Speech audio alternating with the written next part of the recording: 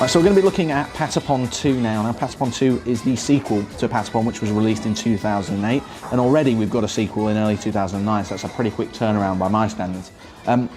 So the original game combined strategy with rhythm action in a really addictive way. You basically tap out beats on the face buttons of the PlayStation Portable to make your tiny little one-eyed Patapons move back and forth. And the same applies in the sequel. The major changes are there's a new hero class, which means that you can upgrade some of your Patapons to special abilities, and that means that they can unleash special attacks once you manage to tap out rhythms in succession, which is quite difficult to do in the heat of battle.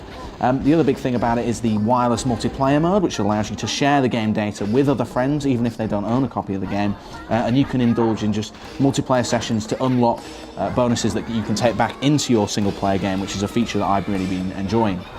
So, what's good about this game? It's actually really charming. It's very similar to its predecessor, but the graphics are still brilliant. You know, the original game had really nice, cute, charming graphics, and this really ups the ante in terms of scale. There are much bigger mech units and flying units in this game. And the new hero abilities are quite welcome, because as long as you can keep your rhythm going, tapping out the right button commands, you can unleash these super special, powerful attacks, which is really cool to see on screen. Essentially though, the game is quite similar to its predecessor. If you picked up the first game, there's not that much different here. And I also found the new branching upgrade system, where you upgrade your Patapons by collecting stuff in the game, to be actually a little bit annoying. It's quite fiddly to go in there and change up your characters as you're progressing.